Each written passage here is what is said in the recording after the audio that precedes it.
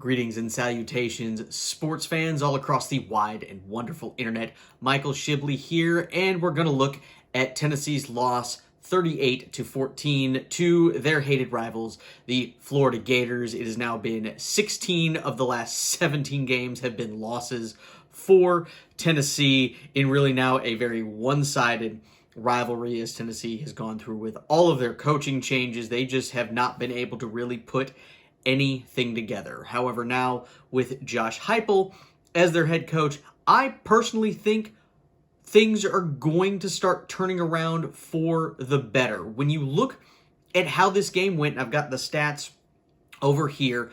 You look at things, Tennessee total yardage, 423 total yards against a Florida defense that isn't too bad. And then, of course, Florida had 505. But you look, Tennessee had some things that went so very right in this game.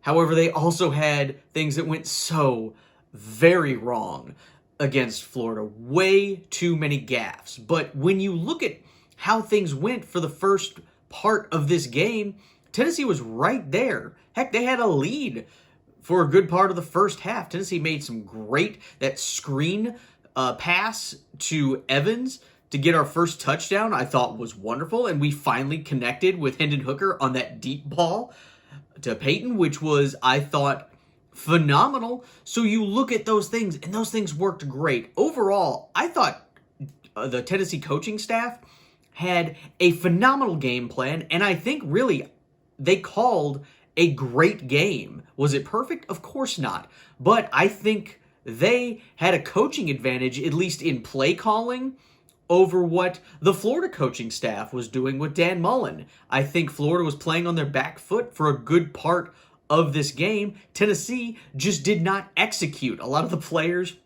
made some boneheaded gaffes, and a lot of that, of course, is also on the coaches to not have them make some stupid plays, but it's also a lot on the players. So you look at all of these things. I see a lot of things with this coaching staff, I feel like, other than previous coaching staffs that Tennessee has had in recent years, I see a lot more with, I can work with this.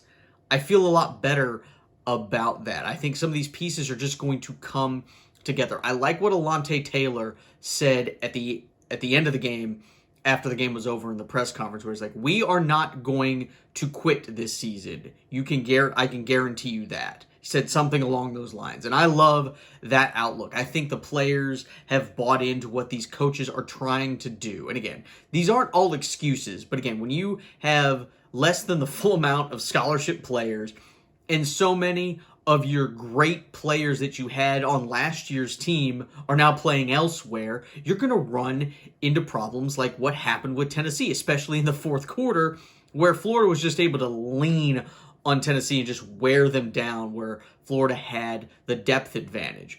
But again, I thought the play calling was really well done. Again, I thought Hooker played fine as quarterback. I think right now he's the guy that's going to give Tennessee the best chance to win games like this. I think Milton would be fine, or even Bailey. I just think Hooker's the guy. We'll see what his injury is. I know they're going to be very mum on all of that. But it felt good to see Tennessee going toe-to-toe with Florida for a good part of this game, where I really wasn't expecting a lot of that if you look at any of my preview things I've been talking about. So when you add all that up, I feel a lot better about the season going forward, and maybe even into next season, where Tennessee has the possibility of going. Again, you're going to have to start winning some of these big games that Vol fans expect you to win, against Florida, against Georgia, against Alabama. Those are what are going to make a coaching staff stay around for quite some time. But we also have to look at what you can do right now. You look at the games going forward into Tennessee's schedule. You've got still Alabama, Georgia, and most likely Ole Miss. Those games I don't see as wins. But all the other games, including next week against Missouri, I see there is a really good chance Tennessee has to win all of those games, or at least be competitive in them. Now, if Tennessee is still making a lot of these boneheaded mistakes that they made in this game, like both players wearing number 1, going off the field on a punt return. We only have 9 guys. That you can't have happen, even though we bailed it out with the long pass play. You still can't have things like that. Or you have 30 yards worth of penalties on one play. Both of these on special teams, by the way. And special teams had been a strong point for most of the season so far. So I was a little surprised that that happened. So you have that. And again, Tennessee bailed themselves out with Alontae Taylor being able to get the fumble on that 4th down conversion.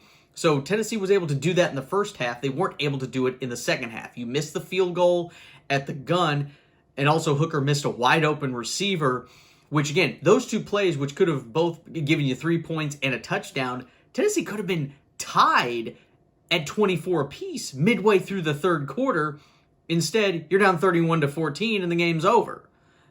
That's just how it works. And Tennessee keeps making things happen, it seems like, against Florida that they don't do in other games. And that's why Florida has won 5 straight and 16 of the last 17 in this rivalry.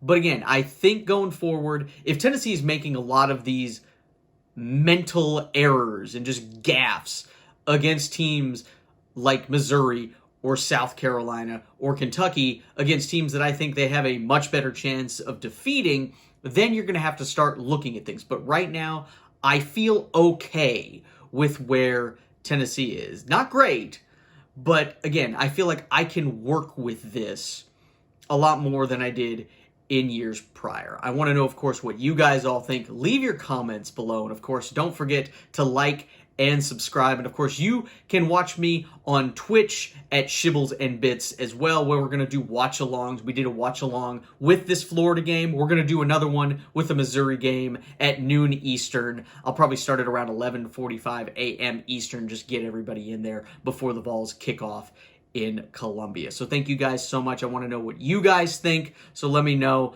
Peace out. Too sweet. Go Vols. Love you guys. See you next time.